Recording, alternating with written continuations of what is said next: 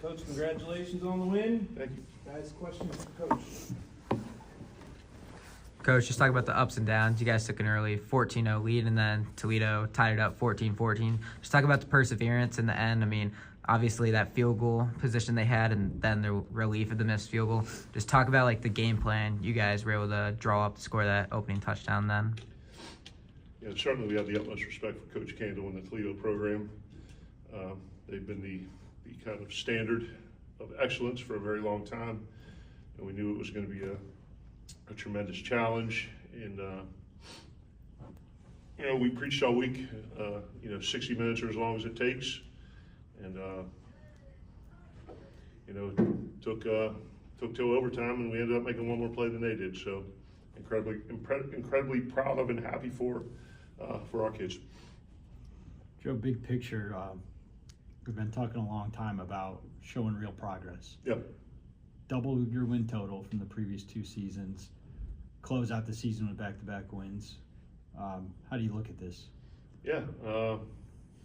If we didn't have such a ridiculous, nonsensical non-conference schedule, we'd probably be battling for a bowl right now. But that's a completely different subject. I mean, as you mentioned, 4 wins, 3 league wins. All the things that you look to and say, all right, have you made not subjective but objective,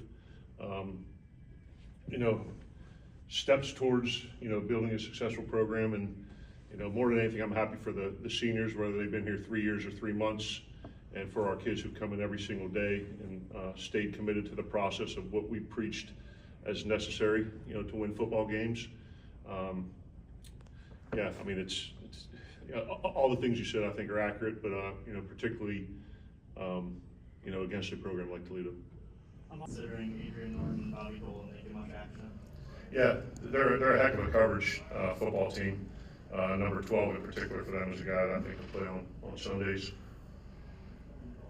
Coach, you talked about. Sorry. It was great to see Amarian, step up and make plays when they were presented to him, and it took everybody: run game, pass game, O-line, tight ends.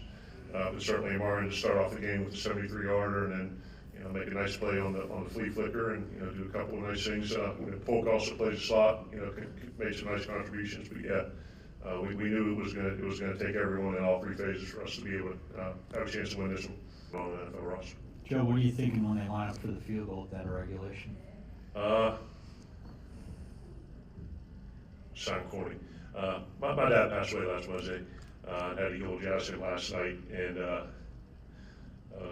hope he was looking down and was going to find a way to push that thing wide right or wide left, and our kids got a good push, and hopefully the old man was looking down on us, and maybe got a little divine intervention there. Sorry for your loss, Joe. What was it like for you to coach this game with that going on?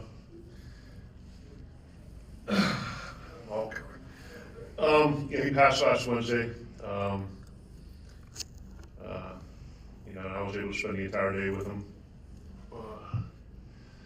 Gave him a kiss on the forehead. Told him I'd see him Saturday. Pulled out of the house, and 5 minutes later, my sister called and told me he passed. And she was convinced he was waiting to see me one last time. And I had to eulogize him along with my brother last night.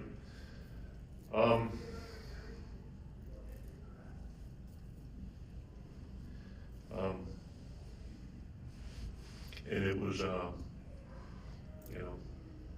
he would have been watching from up in the box, and he was watching from just a little bit higher.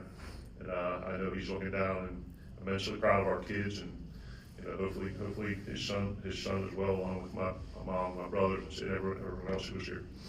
Hey, Joe. You could hear the kids, right? I'm just so dang happy for them, and it's a game of emotion. It's a game of inches, and you go from the lowest low to the highest high, and you think that thing's over, and they miss the field goal, and now you got new life, and now you're able to come out, and we had a nice play dialed up, and the kids executed it, and and they got down there to about the dang half-inch line, and we knocked it back a little bit, and called a timeout to see the formation they were in, and the kids stopped and made a play. So more like I said, more than anything, it was a great example of complementary football, but just a team that's really